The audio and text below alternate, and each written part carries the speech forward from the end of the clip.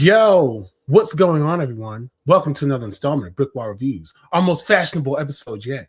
I'm Dave, and right now, I'm here to talk to you guys about a movie called The Devil Wears Prada. Before I get into it, remind you guys, go ahead and hit that like button down below. Subscribe to the channel if you're not already subscribed. Follow us on social media. We're on Facebook, Instagram, Twitter, Twitch, TikTok. And without further ado, let's get into it. So listen, yo, it's the 20th anniversary of The Devil Wears Prada. As you can see, I'm the closest. So I'm mad I didn't get to go to the fan event for The Devil Wears Prada 2 last night, where I would have got some cool ass shades. So I decided to wear some shades. Don't judge me, okay? This is Fashion Dave. This is the best I could do. All right. So anyway, so yeah, 20th anniversary of The Devil Wears Prada. I had not seen this movie prior to me watching it recently. I remember when this movie was coming out back in 2006. I remember it was a lot of talk around it. Like, a lot of people were loving it. A lot of people were watching it. It was such a big movie. It was a big movie coming out. I do remember all the hype around there. But before I go any farther, I do want to say that this is part of our 20 and 26 review special. That's for the entire year, this year, 2026. Much like I did in 2024, I'm going to be talking about movies that are celebrating 20th anniversaries. And this movie actually excites me because not only is it celebrating 20 years of its release, but it is celebrating a sequel release, which as of this recording is today. Today, May 1st, is the official release of The Devil Wears Prada 2, a movie that I'm even more so excited to see now that I've actually watched the first movie. I was kind of interested in it, but like I said, this is one review that I was really excited to get to, just because like it's something very special about there being an anniversary year in the same year as a sequel or a continuation of said movie is being released. I find that very special. But getting into this movie here, so this movie, first of all, this movie, it stars Anne Hathaway, Meryl Streep, Stanley Tucci, and Emily Blunt as the main characters in this film. And it follows Andy Sachs, who's played by Anne Hathaway, who's an aspiring journalist who gets a job at a fashion magazine, but finds herself at the mercy of her demanding editor, Miranda Priestley, who's played by Meryl Streep. Right off the bat, I can say one thing about this movie is that it was not so like when I was growing up, when I was a kid, and I heard about this movie and I seen like the trailers and marketing and all that stuff like that, and hearing people talk about it, and even when the trailer for the second one came out and seeing the comments under there, it really led me to believe it sounded like Meryl Streep's character was such and excuse my language, was such I'm not gonna say that word.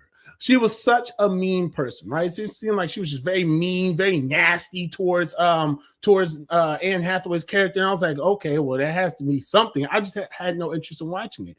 So going to watch it, I will say one major thing about this is that Meryl Streep's character, Miranda was not that bad. She wasn't like, they made her, I was expecting her to be a lot worse of a person and just like do all these different horrendous types of shit and just be like, oh, this like really mean, horrible, nasty person.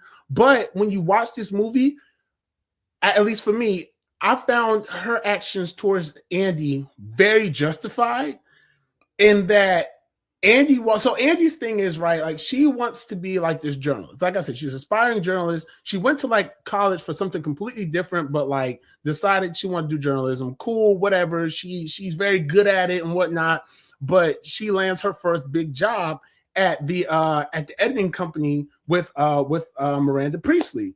And one of the first major things that I noticed about Andy is that, and this is something that's brought up in the film too, Andy does not take this job seriously. Andy walks in there and is just like, oh yeah, nah, I'm doing this just so, just as a stepping stone so I can get where I want to go. And in the opening credits of the movie, I was kind of confused a little bit because they kept showing like different people getting dressed in fashion. They show Andy just kind of like, just putting on regular clothes, moving like a regular person. I'm like, why are they showing this? It was to show the juxtaposition between the people who worked at that establishment and Andy herself, because it's even pointed out in the movie. Now, I'm doing spoilers. This movie's 20 years old. I assume all fans of this film has watched it. If you've not watched it, it's on Hulu and HBO Max. So make sure you tune in, check it out, whatever, right? But yeah, so like Andy, she's like, she gets in there, and one of the things that it's said in the movie that Miranda kind of, and the reason why Miranda picked Andy to be that to take on that assistant role that she, you know, applied for and everything, is because she saw her as different than all the other girls who come in there high fashion, wanting to suck up, kiss ass, and all that stuff. She saw a certain amount of potential in Andy, and you could tell, and you could honestly tell that she appreciated that. Like when I was watching, I was like, oh, okay, she kind of fuck with Andy. Like, not like she don't look down on her, but she sees a certain amount of potential, and I could see that Miranda saw that in Andy. Meanwhile, everyone else, including Emily Blunt's character, whose name is, y'all know I don't be remembering names, don't come for me, don't. Oh, her name was Emily as well. Wow, that's gonna be easy to remember. But yeah, so Emily was Miranda's first assistant, and like even Emily doesn't understand why you know, Andy has been bought on, right? So she's like, why are you even here? But why are you here? And like, nobody's trying to sabotage her. Cause I'm thinking like, okay, she gonna catch hell. So people gonna try to sabotage her, get her out of the role, et cetera, et cetera. But like, nobody does anything bad towards Andy. Every problem that Andy has in this movie, a majority of the problems that she has, the majority is in this movie, my bad, especially as it relates to her being on the job, it's really kind of directly her fault, in my opinion, right? Especially at one point in the movie where she has to go, like this after she gets like goodwill and shit like that with Miranda and everything, she has to go drop something off at Miranda's house. And she had and Emily told her, yo, just walk in, drop it out. Like, granted, her instructions were a little confusing and whatnot, but they had cell phones in this movie. She could have hit her up like, yo, all right, listen, there's a lot of different tables in here like this. Can you just help me out real quick? Like, I'm looking at 3 tables that got 2 plants on there. I'm looking at 5 different closets. Can you please give me a little bit more detail? She could have done that. I understand why she didn't, but she could have done that. Or she could have just took a wild guess, right? And I would have went for the one that was right in the room that was in the middle, because it's like, all right, I'm gonna put it right here, right? Like, I would have took that gamble. I would have rather been wrong on what table to put it on than to do the stupid shit that she did. Excuse me. But like, I really, because I saw this part in the movie, and I'm like, yo, her full name is Andrea. I was like, Andrea, you idiot. Because Emily told her, she said, yo, don't talk to nobody. Don't look at nobody. Just take the thing, put it on the table, take the coat, put it in the closet, walk out. That's all you got to do. Andy's in there panicking. Okay, I get it. I don't know what table to put it on. I don't know what closet to put it in. This is confusing. This is a lot. Da da da da da. Right? Cool. I understand. I understand being confused. I've been in a situation where it's like, all right, I'm confused. I don't really know what to do. Like, I might do the wrong thing and I might get in trouble, blah, blah, blah, blah, blah. Right? I get it. But what she did immediately, it's like and I understand at first she talked to the twins. The twins told her what closet to put it in. Cool. Put it in that closet, keep it pushing. And she even had to thank the damn kids. The kids told her where to put the fucking thing at. She put it in there. Then hear Andrea dumbass go talk about some damn, well, which table do I put on? Because like, bring the book to us. Bring the book to us. What does Andrea fucking do?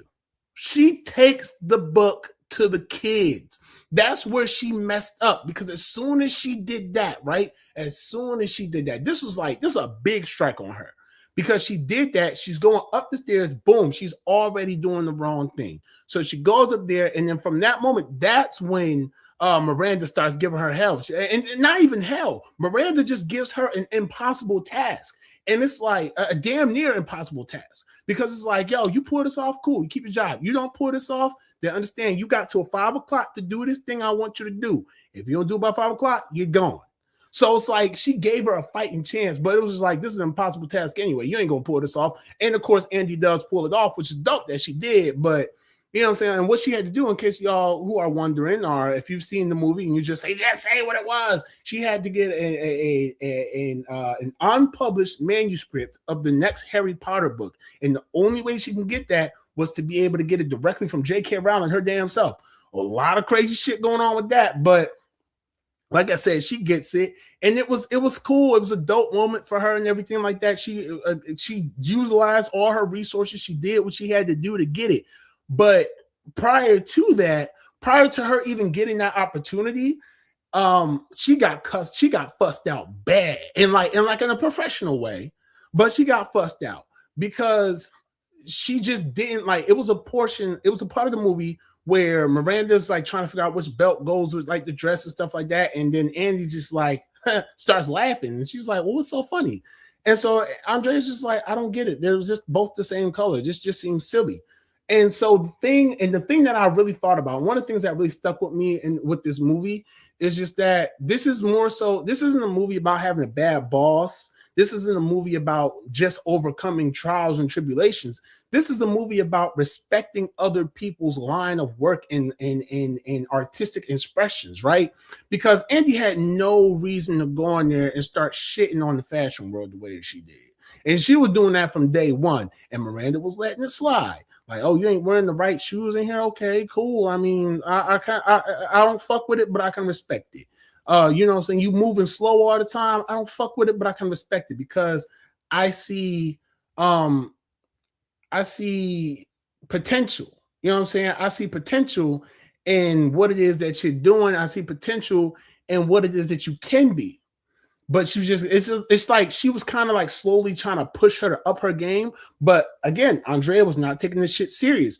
And then once she was in there and laughed at the belt choices and gave her opinion on that, Miranda was just like, you know what, bitch, I done had it with you. Let me tell you why that's not what it is. And let me tell you, you need to respect this. And then even when she got fussed out like that, she's still like, woe is me. I don't understand. And so that's when Stanley Tucci's character, who I really liked Stanley Tucci's character, Nigel was just like, yo, listen, like, I get, like, will you want me to baby you? Like, I'm not going to baby you. You walk in here, you want to do this job, you have, like, you were picked, you have potential, you have skill. And even Miranda tells her that. And it just boils down to, yo, don't come in here just because you don't see the value and what it is that you're here for. Just because you don't want to respect it, don't mean that you got to disrespect it in front of everybody else. And that's where I was like, when I'm watching the movie, I'm just like, wow, like, this movie was not what I expected it to be. Because like I said, I expected this to be like a girl who's being like, you know, put down by her boss and all types of different stuff. I expected Miranda to be like a total bitch. Like, I'm not gonna hold you. I was expecting her to be like the worst person ever, but she wasn't. She was very reasonable, at least in my opinion, in my point of view. And once Andy stepped up her game and was really doing what she needed to do, and just, you know what I'm saying, just like really starting to show that she wanted to be there, show that she actually cared, showed effort. That's when she started getting those different opportunities. That's when Miranda started to respect her more. That's how she got the invitation to drop the stuff out the house and stuff like that. Like, that's what she earned a lot of Miranda's respect. And even with the ending of the movie, you know, when she got Miranda's respect from just walking away from the position and making the choice that she made, and Miranda writes her a letter, the recommendation letter, when she goes to the other job and whatnot. And it's like, it's just the way that the letter was read. And if you haven't seen the movie, I won't spoil this part for you. I won't. But I like the way that the letter was written from Miranda. And I like what she said. You know what? Fuck it. I'm going to spoil it. So it's pretty much just like, and if you haven't seen the movie, go watch the movie now before I spoil it. Come back and let me know, and you can be on the same page. But it was just like, you know, it's pretty much one of those, like, yeah, like, she has potential, but she's like the biggest disappointment. Like, she's disappointing. But if y'all don't hire her, y'all making a big ass mistake. So it's like Miranda very much respects Andrea, at least from what I got. But at the same time, Miranda as a person, she's not the type, because she has a lot going on. And when you get into seeing like Miranda's going through a divorce, she's not someone who's open with people. Even though Andrea is somebody who's like, yo, just sit down, talk to me. Like, hey, I'm here, I got you. Like, you know what I'm saying? I understand what's going through. Miranda's not opening up to her, but you can tell that Miranda kind of trusts in her a little bit and kind of lets her guard down just a little bit, not a lot, but just a little bit. And even even at the point of the movie where Andrea finds out that Miranda is about to be betrayed and ousted of her own company and whatnot, Miranda's like, "Oh, I see what you did. You were going out of your way for me, and I appreciate that." You know what I'm saying? Like, in so many words, she said, like, she doesn't straight up say it like that because, again, she is kind of stuck up and a little bit like, uppity and everything. But again, like, I don't see anything wrong with Miranda's character. But that's not to say that this diminished the movie for me at all. In fact, it brought me to kind of enjoy the movie a bit more. And so then when I went back and watched the trailer for The Devil Wears Prada 2, mind you, I had already seen the trailer a couple times. I just didn't understand any of the references, any of the jokes. Like, some things was funny or some things was interesting. But having watched this movie, I went back and watched the trailer for The Devil Wears Prada 2. I was just so excited. Like, I just got so excited. I laughed at stuff that I don't remember laughing. I understood references. I understood certain things. And I was like, this is probably one of the first times or one of the only times I felt like, yo, I get it. Like, now I'm on board. Now I can buy what you're selling me because I get it. And this is really good. It's exciting. So all that to say, I truly did enjoy The Devil Wears Prada. Okay, and people will tell you I've been excited to watch this movie this practically the whole year. I've been excited to watch it. Now I'm very, very excited to see The Devil Wears Prada 2. I would love to see where Andy ended up from the events of the end of the first movie. I would love to see, how Miranda is portrayed now. And, I would love to see how everything plays out. You know what I'm saying? But at its core, like I said, it's not a mean-spirited movie. It's actually a very good film. It has a very strong and positive message. And I'm not gonna lie to you, I've had the song Vogue by Madonna stuck in my head ever since I've watched this movie. And I've never had that song stuck in my head. Like, I've seen parodies, I've seen the Vogue dances and all that, but this is like the first. I've had this song stuck in my head for days now. Like, I just listened to the song before I started this review, and I'm just like,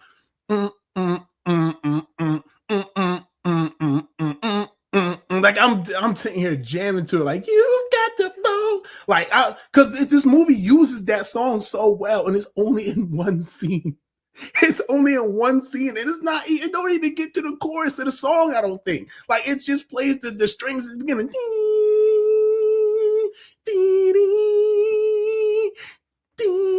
Like, it's just so, like, I've had Vogue stuck in my head like for days. And so, like, I'm excited to see the second one so I get Vogue out of my head. But then I'll probably get the Dolce and Madonna song stuck in my head when I see the movie. But it's a whole nother thing. But all that to say, though, keeping it on The Devil Wears Prada, seeing as though it's this 20th anniversary, what I like to do when I talk about the anniversary dates and everything, I like to talk about how I would have rated it, or what I believe I would have rated it back then in 2000, or in the year that it came out, in this case 2006, versus now. And I think back in 2006, as a preteen, I don't know. I honestly I don't know. I can honestly say that I don't know, because I think I avoided this movie. I feel like I thought that it was very girly and feminine at the time. And of course, preteen boys, come on, we wasn't back in my day. We wasn't sitting there watching the feminine movies like that. You know what I'm saying? Like, it's, you know what I'm saying? That was just the times. That was just the times. Okay, it's nothing against what it is now. Like, it's cool that we can all feel more comfortable in our masculinity to watch the feminine films, but back then that wasn't really the case. You know, that wasn't really the case. It wasn't really something that appealed to me. I don't know if I would have liked it. I did like rom-coms back then, but I think I was like a little older when I was watching certain rom-coms. But so I can't tell you what I would have rated it back then, because I still think I just would not have watched it. But right now, today, I can tell you that I give The Devil Wears Prada a solid 4 out of 5 stars. It was good. I enjoyed it. Matter of fact, no, I have to drop that down to 3.8. And I drop it down to 3.8 because as many things as I said about this movie, and as much praise as I gave this movie for just being a good story and subverting my own personal expectations, Um, it's not really like a strong story to me. Like a lot of the conflict, like yeah, some of the conflict at her job was caused by her, Andy, so to speak. But like her personal life, like her boyfriend was fucking like, you dickhead, shut up. Like she's working, like like everybody in Andy's personal life seemed to have some type of strange vendetta against the fact that she was working. Like she has a job. If her boss is calling her while she's at dinner with y'all, she has to answer the phone or she's not gonna have a job. Are y'all gonna, especially with the boyfriend, like he was the first one to rat her out to her dad and be like, yeah, nah, she ain't got no money. Like you might want to hit her up with some money. Like, I'm sorry, would y'all like, are any of y'all about to help Andrea out if she don't have a job and no money? Like, chill. Like, I didn't understand that. She had horrible friends, in my opinion. At least that's what I thought. That's how I felt. It's like it just feels like the movie was good, but there's just certain things that just was like, like it wasn't like super duper engaging.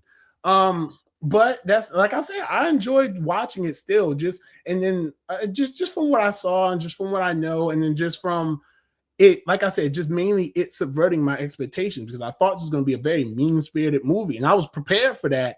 And just getting something that was a little softer and something that, you know, looking at it through, I don't even know if I can say, just looking at it through the lens of, you know what I'm saying, and I guess just being someone, I don't know, like I guess just like being in the workforce and knowing that you have to have a certain amount of ambition if you want to just go upwards. I guess I don't know. It did strike me as a mean spirited movie. It struck me as a, if you want to, don't take anybody else's profession as a joke. If you're going to work with these people, do the very least and respect them and respect their line of work. Okay, like, if you don't plan to stay there, that's cool, but don't come in here and just be like disrespectful and nonchalant and treat their work like trash. And that's the message I got, because as soon, like I said, as soon as Andy started turning up and doing what she needed to do and showing effort, that's when everything kind of lined up a little bit better for her. Just saying. Yeah, there were times she had to make cutthroat decisions, and yeah, there were times Miranda was really tough, but that was who she was. Like it wasn't like she was like that for no reason. She's like the top fashion editor, fashionista. She's the top of the chain. She's like damn near the top of the chain. And she's ruthless in trying to keep her position and prove that she is the top dog. If I'm out here trying to be the top dog, I don't got time for little puppies barking around. When I say do it, just get it done. When I say take the call, take the call. And when I walk out here and I want my car, like, yeah, it's a little excessive. I understand, but like, you know, she was not a boss from hell. I don't think so. Not in the way that I was expecting. Okay, but that's all I gotta say. Like I said, this is a 3.8, just because the story and a little bit of the flow and whatnot. Like it wasn't that strong in my opinion, but it was still a very enjoyable movie. But if you have not seen The Devil Wears Prada and you want to check it out, like I said earlier, it is available to stream on Hulu as well as HBO Max. And stay tuned to the channel, because as soon as I get my ass out there to see The Devil Wears Prada 2, I will be back here to review for you. All that rhyme. Do not hate the player. I'm scared to stop. But yeah, that's it. That's all I have to say for y'all now. If you enjoyed this review, make sure you hit that like button down below. Subscribe to the channel if you already subscribe. Share this video. Follow us on social media: Facebook, Instagram, Twitter, Twitch, TikTok, all that in the ticker down below. If you missed it, rewind it back. Okay, so you can see all that. All right. But until next time, y'all, appreciate y'all for tuning in. And until next time, be easy, stay breezy. Vogue. I don't know how to Vogue. I'm just doing stuff now. All right. I'm out of here. Peace.